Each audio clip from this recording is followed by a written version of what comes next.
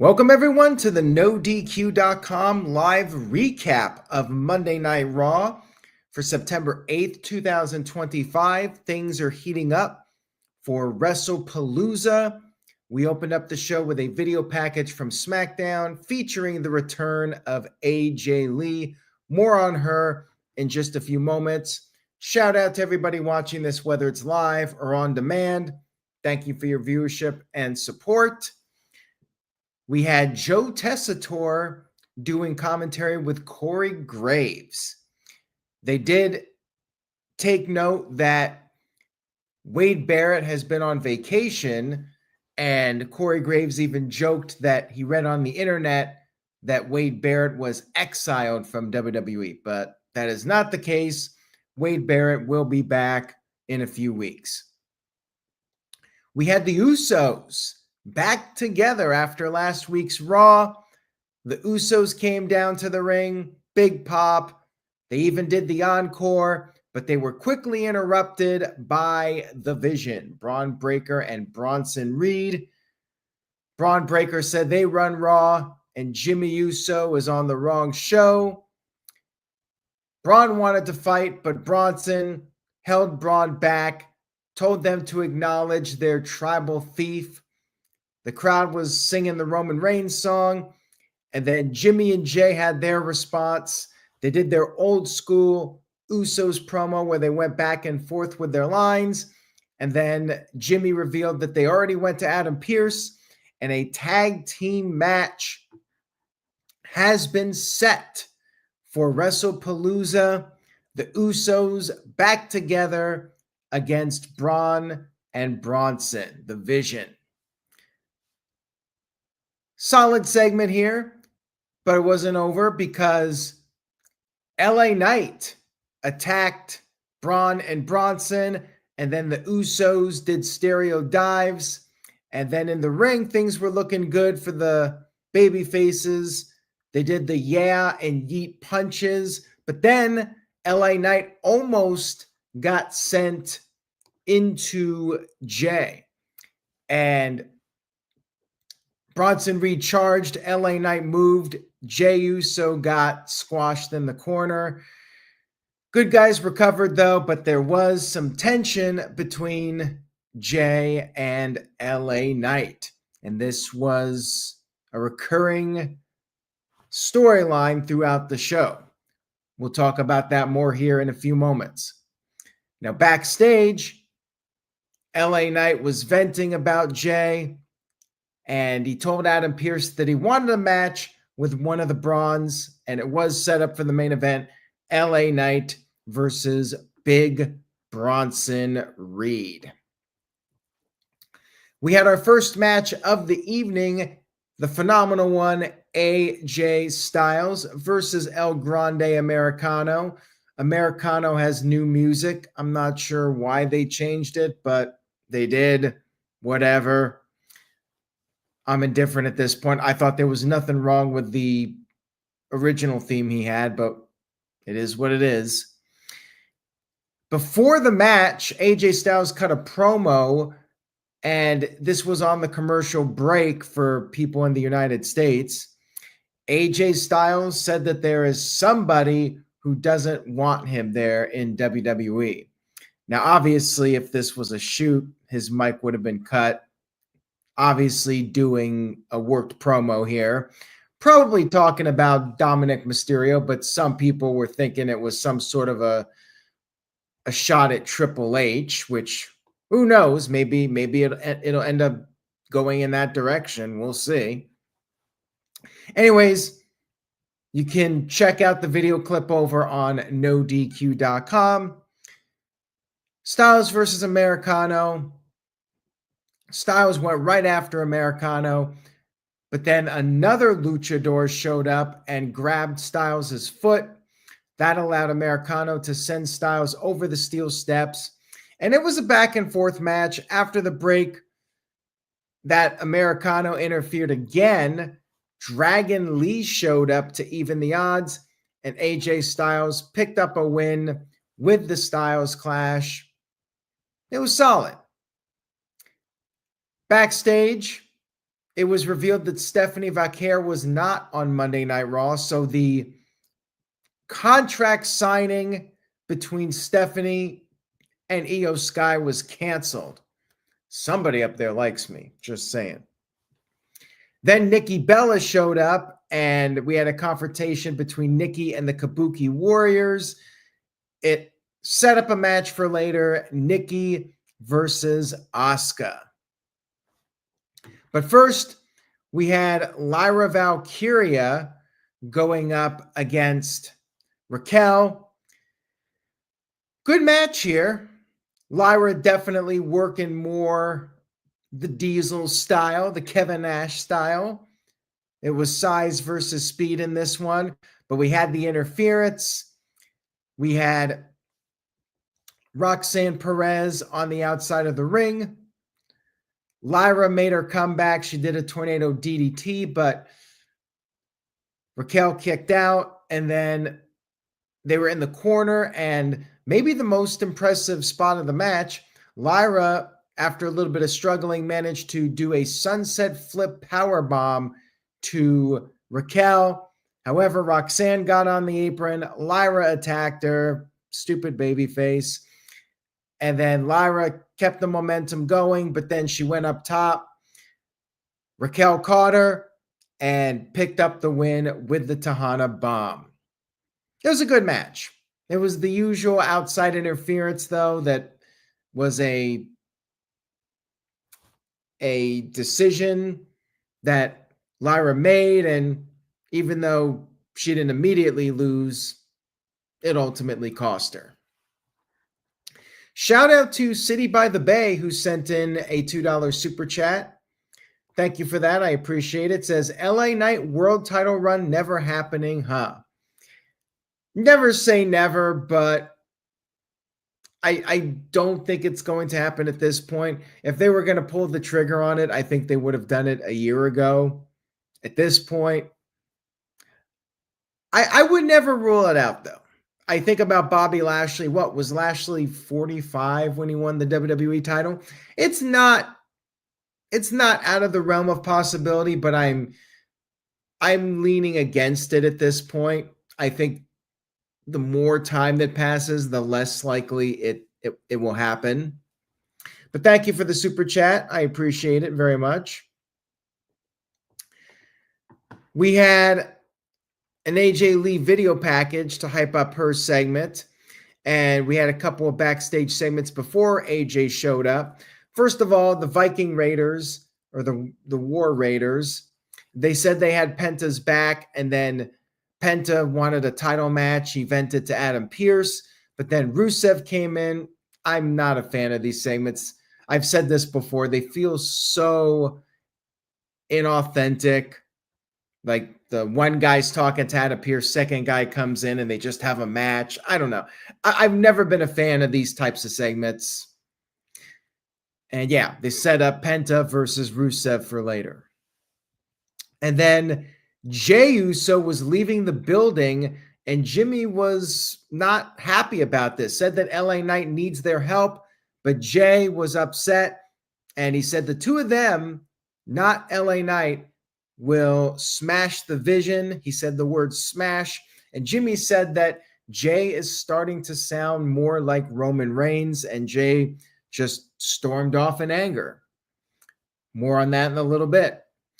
We had AJ Lee making her first appearance on Monday Night Raw in 10 plus years. I think since the night after WrestleMania 31 in Northern California, Santa Clara, San Jose. Crowd was very into LA, or not LA. The crowd was very into AJ Lee. AJ Lee, yeah. They were chanting welcome back for her, and she reintroduced herself as your favorite wrestler's favorite wrestler. She talked about how she retired 10 years ago. She felt she accomplished all of her dreams in wrestling. She wanted to accomplish some other dreams, and she said she went on a journey. She went on a mental health journey. She said she wasn't healthy, needed to take care of herself, went and got therapy, which led to a therapy chant from the crowd. And she talked about how every day is a fight, but it's worth the fight. And she said that everyone is worth it. Now, she said that she was done, but then she watched Raw, saw CM Punk, her husband, in the ring with Becky Lynch, and AJ said she wanted to be like Becky, or she wanted to like Becky, excuse me. She didn't want to be like Becky. She wanted to like Becky, said that they seemingly had things in common. They were best-selling authors, although AJ pointed out she did it first. She felt like they could have been friends, but then Becky motorboated her husband. And at this point, Becky Lynch showed up. Tons of boos for her. She was wearing these obnoxious sunglasses, and as it turns out, she had a black eye courtesy of AJ Lee. And she said that they're nothing alike, and she was mad because AJ Lee came to the ring wearing Becky's IC title. Becky wanted her championship back, and AJ told her to come in the ring and get the title.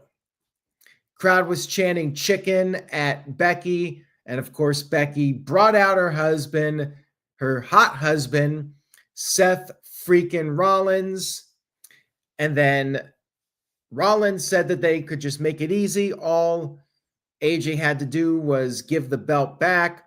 AJ had a better idea, said that Becky could come in the ring and risk getting another black eye, or AJ said she'll give it back if they agree to a tag team match. Rollins said he calls the shots, not her. He said he's going to take the title, and that will be the end of it. He got in the ring. AJ stood in front of the title, blocked Rollins from attempting to grab the title. And then CM Punk showed up, walked right past Becky Lynch, and got in the ring, went for the GTS on Rollins, but Rollins escaped. And then Rollins did agree to the match, and they confirmed it. It will be the battle of the wrestling couples, Seth Rollins and Becky Lynch against CM Punk and AJ Lee. I thought this was a great segment. AJ didn't feel like she missed a step, and she came off as very authentic. Her words, she was real. She was real with the people, and she has that credibility that a lot of people don't have. Some of them will come out there, cut the promo, and you just don't feel they're sincere. But with AJ, it's different, and her words, they have weight to them. And I thought she was tremendous in this segment, and Becky did well too. Becky got a ton of heat, and she was yelling at the fans in the front row. Becky was on point with her heel work here. I have to say, AJ and CM Punk have brought out the best in heel Becky Lynch. It's really the first time I've enjoyed Becky Lynch as a heel, maybe ever. I mean, she's doing her best work, but she's got the right protagonist to go against. Big thumbs up for the segment. They set up WrestlePalooza, and I thought it was entertaining from start to finish. I saw a few people say that maybe it was a bit too long, but I didn't have a problem with that. I was entertained all the way through. Now, shout out to Building Nexus, who sent in a $2 super chat. Thank you for that. Says, therapy is important. Indeed it is, and don't feel ashamed if you need it. If you feel like you need the help, get the help. That's all I got to say. Appreciate that one, Building Nexus. And yeah, it was fun that we got that chant from the crowd. I don't think I've ever heard a therapy chant on a wrestling show before. Definitely check out the segment if you missed it. We had another video from Bayley, and once again, she's feeling bad. She doesn't know what the next step is. and she said the last person she wanted to hurt was Lyra. But then the voices in her head were talking to her again. And then Bayley said she's going to make things right, whatever that means. They're definitely doing the split personality gimmick with Bayley. It's interesting. I'm curious to see where it goes. Where does Bayley end up going? It's like the devil in one ear and the angel in the other ear. Next up, we had Rusev versus Penta. Match was pretty good, but then once again, we got the interference. I think they rely on the interference too much. Almost every match on this show had some sort of interference with somebody on the outside of the ring. You had New Day and Waller coming out there, Grayson Waller, and Penta took them out with a dive. Same thing as the other match where Lyra takes out Roxanne. It's just the same routine every single match here. And then Penta did the code red, but Rusev kicked out. Then we had Woods getting on the apron. Penta hesitates and then jumps off and gets hit with the Mashka kick, and Rusev wins 1, 2, 3. I mean, the match was all right, but yeah, I'm not the biggest fan of the outside interference, especially when they do it multiple times on the same show. It's just becoming a little bit much, in my opinion. We had a backstage segment with Jimmy Uso and LA Knight, and Jimmy was wanting to confirm if LA Knight accidentally caused Jay to get hit by the Bronson Reed splash, and LA Knight was offended by that and brought up how there is no we.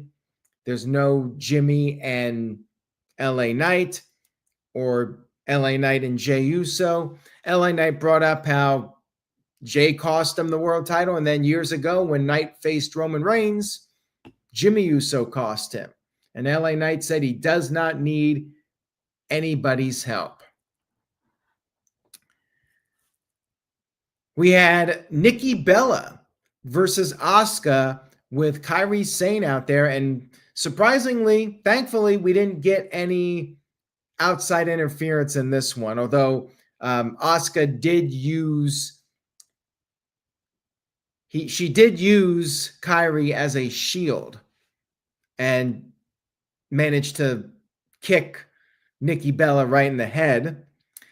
And the crowd was very split on this one. They were doing the dueling chants and they were into the match. So that's good for Nikki that the crowd at least cared about the match and they were into this one. Milwaukee was a pretty good crowd, I have to say. Asuka had the upper hand. It was back and forth competitive with these two. And Nikki connected with her volley kick this time, but then Asuka managed to regain the upper hand and put her in the Asuka lock and got the 1, 2, 3 victory. Or not 1, 2, 3 victory. Jeez. Submission victory. Botch. Asuka won via the Asuka lock. It was a good match. I'm a little surprised that Nikki lost clean, but I mean, she's got to build her way back up. I think she'll get her win at some point. Does she turn heel? I mean, that's certainly a possibility as well. But Asuka definitely going in that direction as far as being a heel. And I did enjoy the match. And of course, Nikki and Brie Bella could always team up again. So Nikki will get her moment. I think the idea is that, she's been gone for a while and she's maybe out of her league a little bit against the full-timers. I don't have a problem with that storyline. Shout out to Walter, Rage of Wrestling. Thank you, Walter. Says, has the Penta hype derailed now? Maybe time to just team him with his brother. The tag division could use the help. Your thoughts? Penta still gets a great reaction, but I do think that there is money in Penta and Rey Fenix as a tag team and get them back on track in WWE. There's always that opportunity to do that. It's just a matter of when they're ready. But I feel like Phoenix needs it more than Penta. Penta's got that star power, and The crowds love him. He's a made guy, I think. He doesn't necessarily need to be in the tag team, but WWE can always do that whenever. And I think there are some great matches they can have when the time is right. I do think they should pull the trigger on it pretty soon. I mean, Penta can only go for the IC title so many times, you know. At some point, you got to change things up a little bit, just storyline wise, and keep things fresh. Backstage, we had the Judgment Day, and Dominic showed up after not being on the entire show. And he talked about how he was just preparing for his upcoming AAA title match. And Finn Balor questioned if Dominic was hanging out with El Grande Americano. I don't really care all that much about the Judgment Day storyline at this point. I really do think that Dominic needs to go babyface. The crowd's singing Dirty, Dirty Dom. And with Liv Morgan hurt, I feel like they kind of hurt the momentum of that storyline. I just feel like it's time to try something different with these guys and gals, but I don't know. Backstage, we had the Kabuki Warriors confronting a distraught Nikki Bella. Nikki was ready for round two, and things got a little heated, and then Rhea Ripley came in and wondered if they had a problem, and Asuka said the Kabuki Warriors had two problems. Looks like we might be getting a tag match, and maybe Nikki Bella picks up the win in that one. We had our main event of the show, LA Knight versus Big Bronson Reed. And guess what? Outside interference. Are you shocked? Braun Breaker was out there. He distracted LA Knight. Knight managed to overcome that and send Reed into the steel steps. They brought in the crowd a little bit. Well, not the crowd, the timekeepers area.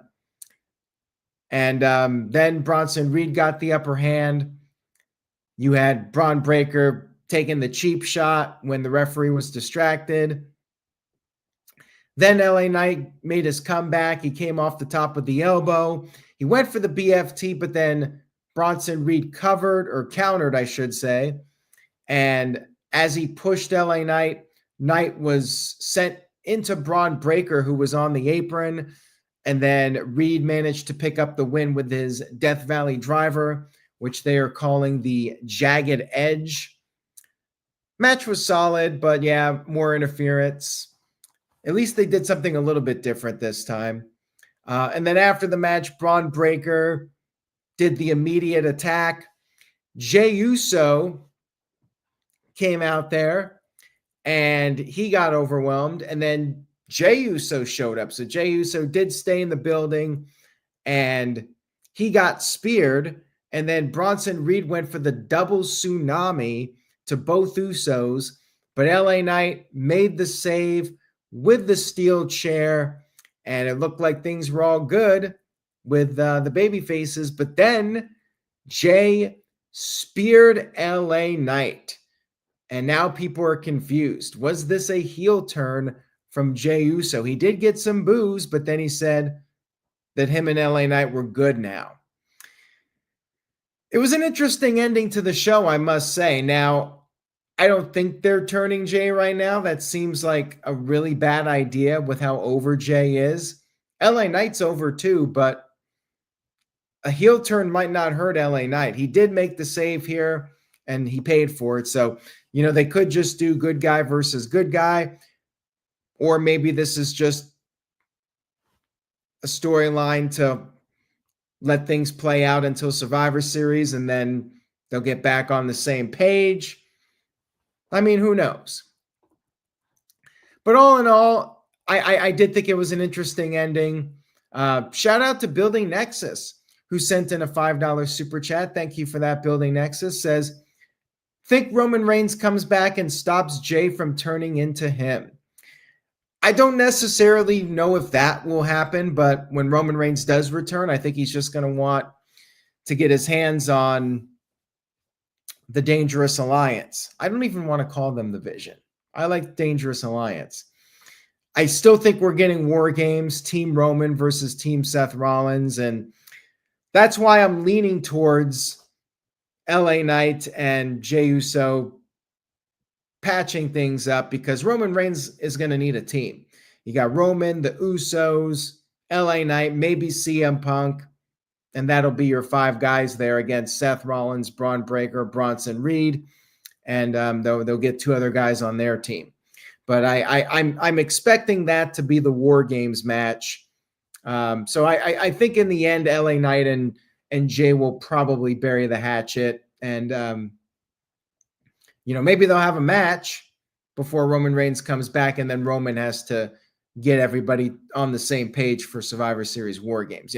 They got to have some things happening on the show for drama before Roman comes back. And he's doing the Street Fighter movie, and I don't see him coming back within the next month at least. So they gotta kill some time until then. Hence why they're doing this storyline where Jay and LA Knight are not getting along. All in all, I thought Raw was pretty good. The main bulk of the show was solid. Nothing too spectacular, but I did enjoy it. And I think the AJ segment was fantastic. To me, that absolutely stole the show and made it a better than average Raw. So I think I will go 7 out of 10 for this one.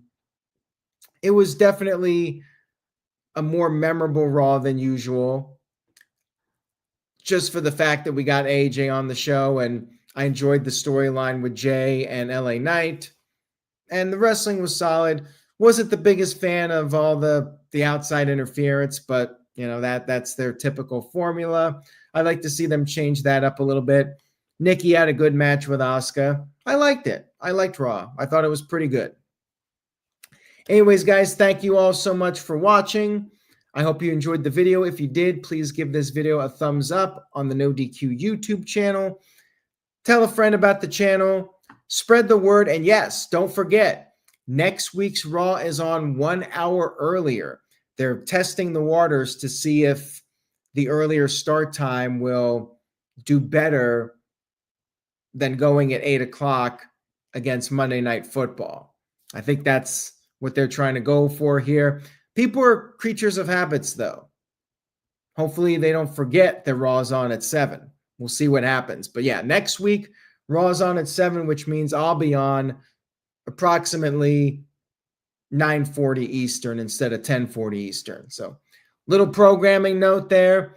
We got the No DQ review coming up. We'll be talking more about AJ Lee's return and WrestlePalooza. Tune in for that and check out No DQ&A video, which is on demand. And I'm coming back Saturday night at 7 with another No DQ&A video. Tell a friend about the channel. Subscribe if you haven't already. And I'll see you guys then. Take care, everybody. Say yes to No DQ and have an amazing week.